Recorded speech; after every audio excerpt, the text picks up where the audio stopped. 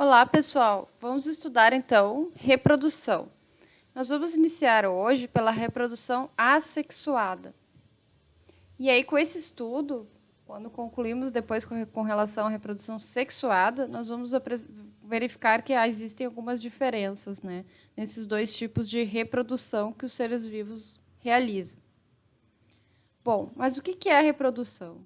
Né? É o processo em que os seres vivos dão origem a novos indivíduos para perpetuar a sua espécie, beleza?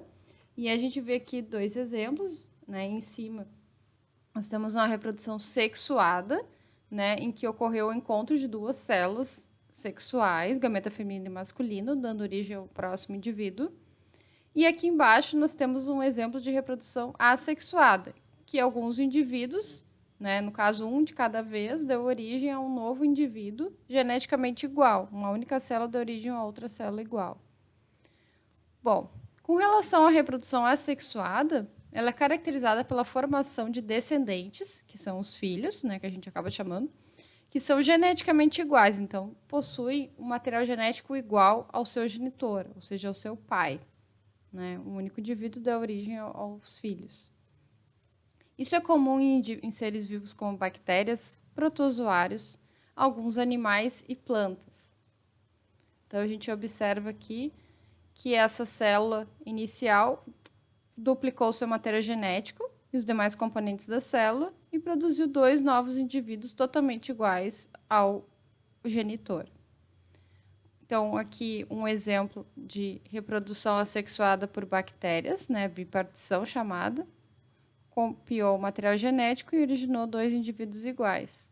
E aqui em protozoários, né, um único indivíduo também copiou seu material genético e os demais componentes da célula, dando origem a dois indivíduos totalmente iguais. Então, existem, né, alguns exemplos de tipos de reprodução assexuada. Então, divisão binária ou cisparidade.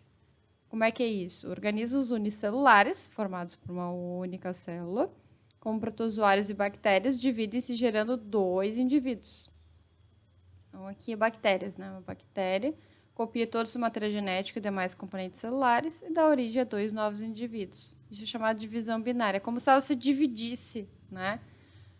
Claro que essas células aqui vão possuir o mesmo tamanho que essa aqui, né? Depois que fizer a sua separação aqui. Bom, o brotamento.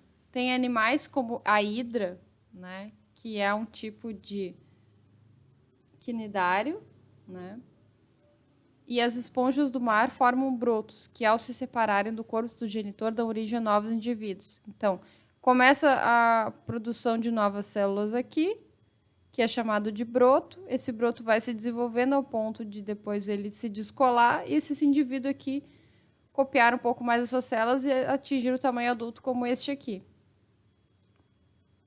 Fungos como leveduras também fazem esse processo. Uma única célula começa a surgir brotos dela e esses brotos depois eles vão vir a se descolar e continuar se desenvolvendo a fim de formar um novo indivíduo daquele tamanho original. Aqui é a tal da hidra, né, que é um quinidário, que acontece o mesmo aqui, um broto, depois ele se descola e dá origem a outro indivíduo. Bom, fragmentação. Alguns animais têm grande capacidade de regeneração e quando fragmentados, né, cortados em partes, podem reconstituir suas partes, formando novos indivíduos. Então, aqui uma estrela do mar foi cortada, né, por algum acidente, enfim, algum animal comeu um pedaço dela, e aí ela vem a regenerar essas duas partes, formando um indivíduo. Novo indivíduo. E aí está aqui a técnica comum de propagação de plantas, na qual novos indivíduos são formados a partir de pedaços de caule de uma planta. Isso provavelmente você deve ter visto alguém da família, né, cortando ali alguns galhos de uma planta, colocando dentro da água. Vai começar a surgir raízes e depois pode colocar novamente na terra e aquele pedacinho de planta vai dar origem a um novo indivíduo. Esse está aqui. Beleza, pessoal? É isto por enquanto e até mais. Bons estudos!